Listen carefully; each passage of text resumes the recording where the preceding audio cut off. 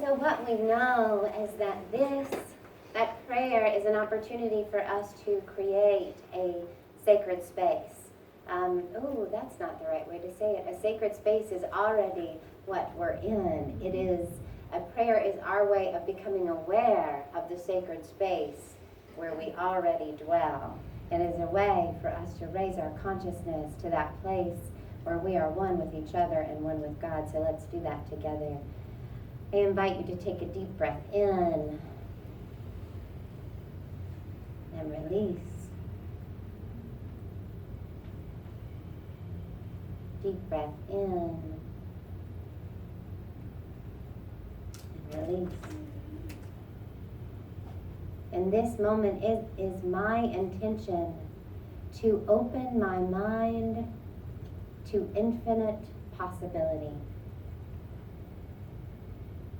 I recognize that there are millions of ways in which I create boundaries around what is possible for me, for my life, for my relationships, and for the planet. I recognize that, and in this moment, it is my intention to just relax into an openness that says there is possibility beyond what I can imagine, possibility beyond what I can see. I am willing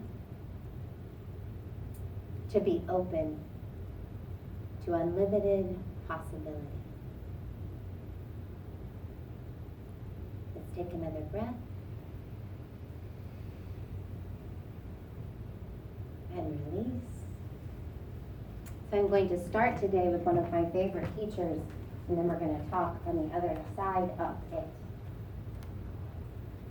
This is it, right? No problem? You promise? Click on the picture. It didn't work. Okay. Oh, there we go. Hi, cursor.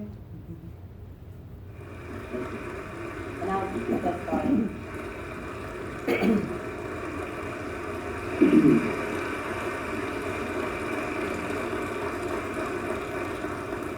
Good evening. I want you to turn to the person next to you. I want you to look him in the eye and introduce yourself as a genius. Let's begin.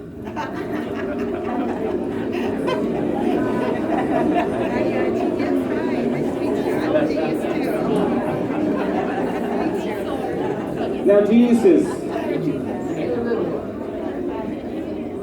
so happy to be with you this evening. I have a few questions for you before we begin.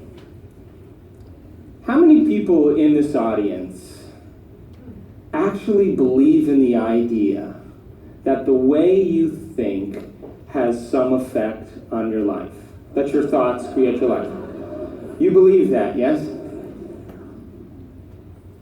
So how many people here actually woke up this morning and consciously created a future? You know, the biggest reason why people don't do it is because you don't really believe it's true. You see, if you knew on a gut level that it was absolutely true, would you ever miss a day? Come on. And would you ever let any thought slip by your awareness that you didn't want to experience? So your brain, according to neuroscience, is organized to reflect everything you know in your life. Your brain is a record of your environment. It's a record, an artifact of your past. So if you believe this, then does your environment control your thinking, or does your thinking control your environment? So if you wake up in the morning and you get out of bed on the same exact side as you did the day before, you shut the alarm clock off with the same finger, you slip into your favorite slippers, you shuffle into the bathroom and you use the toilet like you always do, then you walk over to the mirror and you look at yourself to remember who you are, then you get into the shower and you wash yourself in the same routine way, then you groom yourself to look like everybody expects you to look, then you go downstairs and you drink coffee out of your favorite mug. then you drive to work the same way as you did the day before. You see the same people that push the same emotional buttons. You do the exact thing that you know how to do and you memorize and can do so well that you're an expert at. Then you hurry up and rush home so you can hurry up and check your emails, so you could hurry up and go to bed, so you could hurry up and do it all over again. Now, here's my question. Did your brain change at all that day? We could say that you were thinking the same thoughts, performing the same actions, that create the same experiences, that produce the same emotions, but secretly expecting something to change in your life. Would you agree? So then, as the environment turns on different circuits in your brain, you begin to think equal to your environment. As you see the same people and go to the same places and do the same things at the same time, it's the external environment that's turning on different circuits in your brain, causing you to think equal to everything that you know. And as long as you think equal to everything that's familiar or known to you, what do you keep creating more of? Same life. Now, the quantum law is still applying to you. You're just thinking equal to everything that you know, and you keep creating more of the same.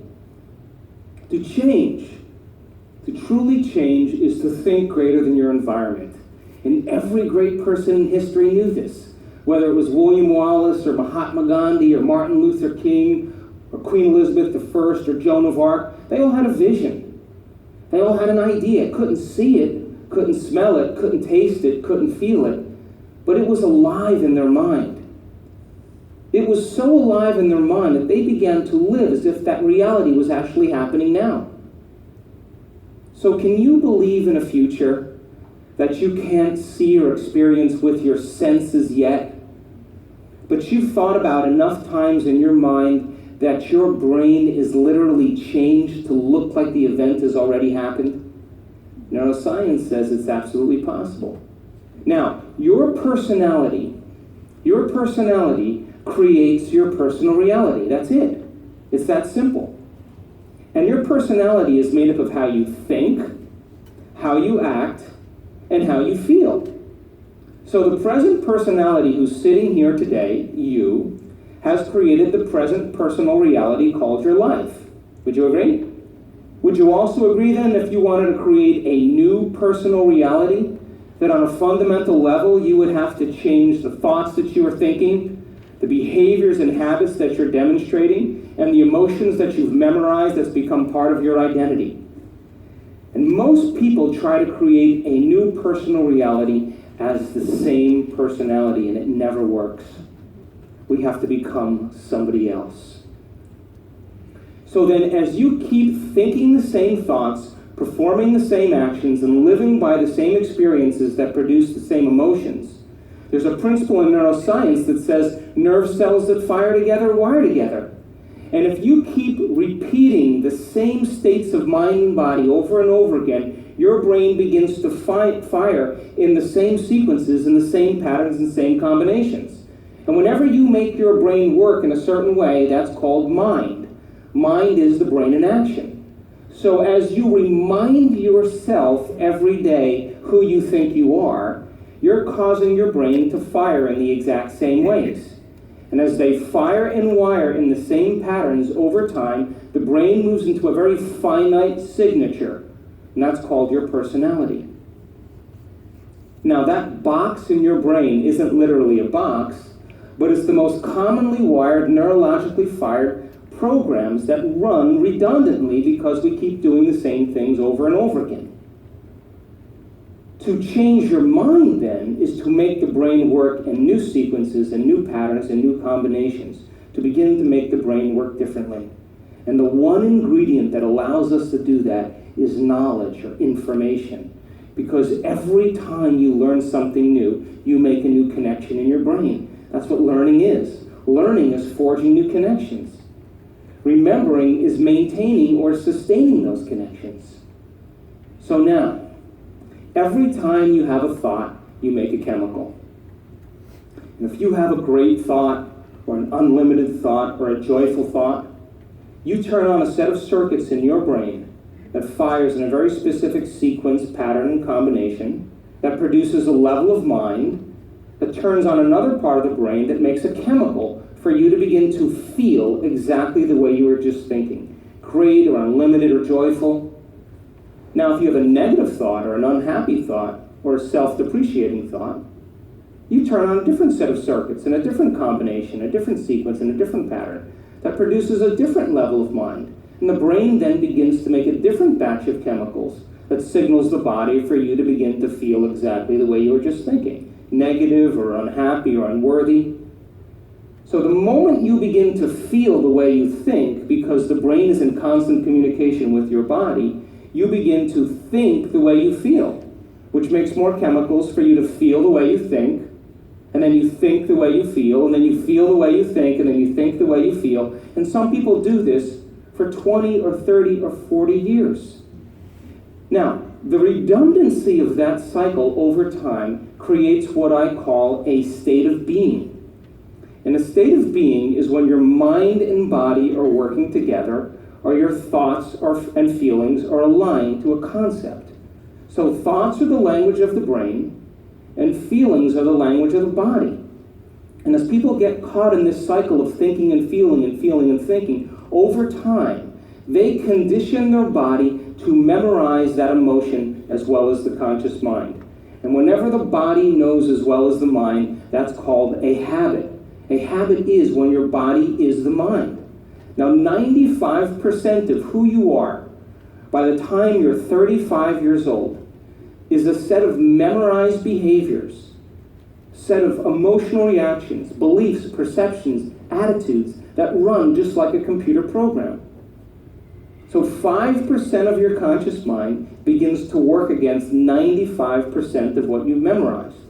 So the person wants to think positively, but they're feeling negatively. They want to create their dream board, and put up their future life, but they feel unworthy. That's mind and body in opposition. We have to recondition the body to a new mind. So how many people here know someone who's memorized suffering? Doesn't have to be you, it could be anybody. And you say to that person, hey, did you read the book I gave you? What do they say? No. Did you see the DVD I gave you? Oh, no. Hey, listen, we're going to go out to dinner. We're going to go see some stand-up comedy and go for a walk along the water. You want to come? No. What are they saying? I'm insisting on this neurochemical order that no person, no thing, no experience can move us from it. And we have these three brains to allow us to move into a new state of being. And the quantum field, universal mind, whatever you want to call it, responds to who you're being. Not what you're thinking, not what you're feeling, but the combination of how you're thinking and how you're feeling, called a state of being. Now, most people wait for what? Crisis or trauma or disease or loss or diagnosis to really want to change. They wait to the point where the ego is brought to such a low level that they cannot go on business as usual any longer. That's when we begin to look at how we're thinking or what we believe or how we act or our attitude or what emotions we're living by. And my message is, why wait? We can learn and change in a state of pain and suffering, which tends to be the human model, or we can learn and change in a state of joy and inspiration. Now, you want to learn the hardest part about all of this. You ready? The hardest part of all of this. The hardest part of all of this is making the time to do it. That's it. That's it. Making time for your precious self.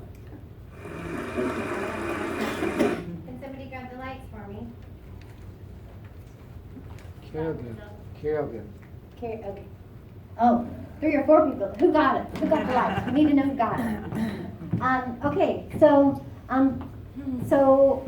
he said many, many things, but I want to focus on a couple. And that is that the quantum field, universal mind, God, spirit, whatever you want to call it, responds to your state of being. Your state of being is what it responds to. So your unlimited potential has everything to do with your state of being and what you choose to do with your state of being. And here's what the loop that he talked about is, here's what happens. Most of the time, as human beings, what we do is we look at what's happening, and we listen to what's happening, and we see what's happening, and we talk about what's happening, and then we get more of what's happening, right? And we're just in this loop of doing that over and over again. So what I want to share with you is an example of unlimited possibility. 9 years ago today, I was sitting in a law firm, because that's where I worked. And I did not want to work at that law firm. In fact, I had already come to understand that the law firm, like to actually work there, was counter to everything that I believed. And this is not down on lawyers, it's just for me, what I understood is they were to zealously represent the interests of one person. And I recognized that we're all one and that something was off and something was amiss.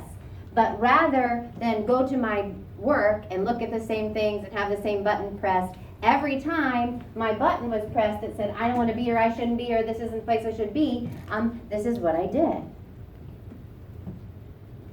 I would write something like this.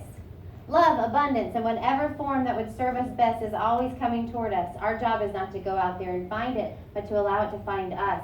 Money isn't just something we go out and make, but we must learn to be able to sit still and receive. Now this is what I want to show you. I want to show you the back of this document. It's a document from the law firm. That's illegal. I'm not supposed to take that out. But literally, this is what I would do. I would focus on my state of being. I still did my job. I was still present and did my job. But when I knew my buttons were pressed, when I knew that I was stuck and I had that thought that said, I'm always going to be here, I'm never going to get to anywhere else, how am I going to get out of this law firm, what am I going to do, I got kids to feed, these are the kinds of things I would write. And so then I would write this. There are two types of people who are good leaders, people with big egos and people with no egos. Strong egos can be good leaders, no egos can be great ones. Prolific stuff. Prolific. May all that is the work of God be furthered by my choices today. I bought my own set of markers that I kept at my desk because I decided at first it was just like regular pens and that was boring. And so I decided that I needed some markers. And so again, look at the back. Specific estate planning activities. Federal estate and gift tax planning and compliance, including blah, blah, blah. That's what's on the back.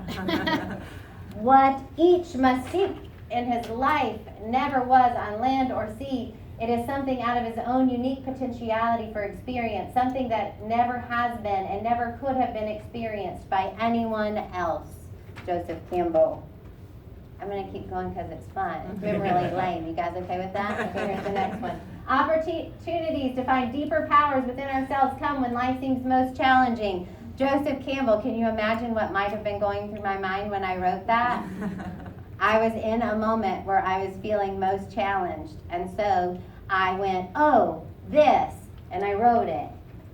And I would keep this folder at my desk. And then, and my mother-in-law can attest to this, Keith isn't here so he can't, but eventually our apartment in California became covered. Our walls and my kitchen cabinets, Keith actually made our kitchen cabinets magnetic so that I could put all of these things all over the place, all over the walls and things. Which, isn't it nice to have somebody that indulges you in that way?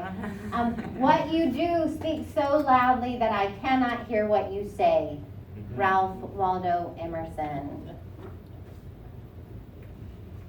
I pledge that I will no longer betray or violate myself in any relationship. I will communicate how I feel and think honestly with compassion for the other, but without attachment to how she or he receives my communication. I trust that by telling the truth and honoring myself, I am in communion with the beloved. I will no longer try to make a relationship work by sacrificing myself to try and meet my partner's needs.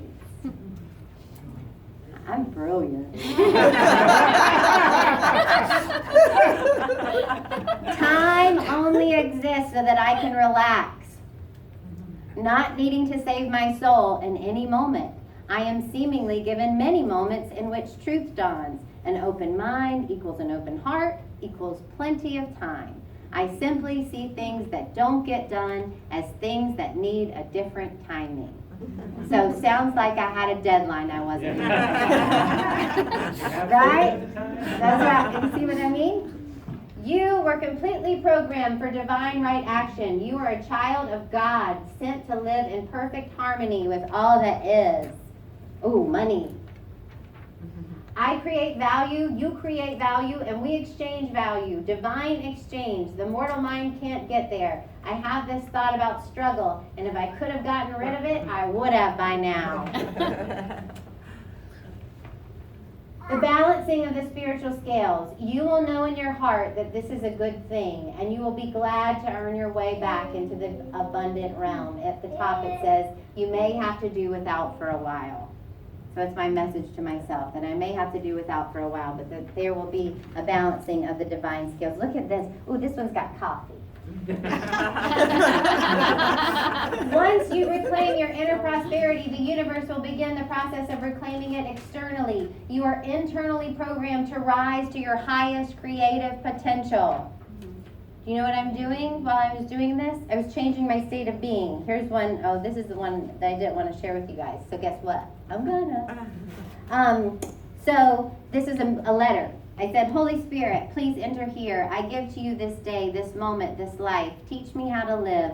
Show me how to heal. Take my thoughts, resentments, attachments, plans, desires, the part of me that would judge myself and others as flawed. Please give my life a sense of purpose. I surrender to God. My pain, my anger, my hatred, my rage, my finances, my anger about not having more material abundance. Please show me how to be joyful, how to pay my IRS bill, how to pay all of my debts. I recognize that I truly don't know how. I give you all of my roles. I pray for a miracle. Help me. I am open. These are good. You want me to keep going? Maybe just one more. Okay. Only what you yourself are not giving can be lacking in any situation. Your real problem is separation from God. The deeper problem is not just what people have done to you. The problem is that your mind focuses on that sometimes more than it focuses on other things. And that's my darkness punishing me. So, this was 9 years ago. I was working in a law firm. Guess what I wanted to be doing? What you're doing now. This. And the way that I got here was believing in possibility. The way that I got here was believing in myself. That there was great possibility within myself. I got here by deciding to work on me, on my personality, on my state of being, and trusting that if I did that, if I worked on my state of being, if I made that commitment, then life would bring to me the purpose that I was hoping to find. So during that time, my purpose was my state of being. And now, I get to live this purpose.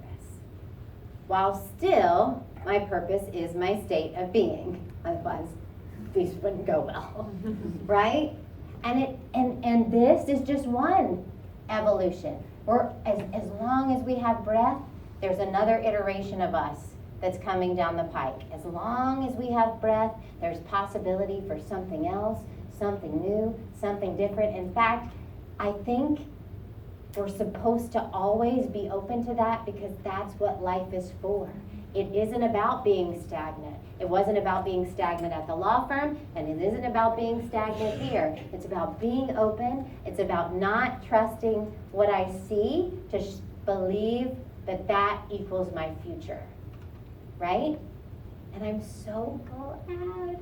I'm so glad that I didn't believe that that was my future 9 years ago today. I'm so thankful that I can share it with you guys, and I'm so thankful that you let me share this folder. I didn't know that this folder was going to get any airtime ever. But I knew I saved it for some reason. And I was really thankful because my husband put this in the filing cabinet. Isn't that sweet?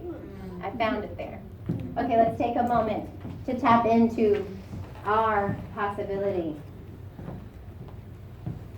Take a breath with me.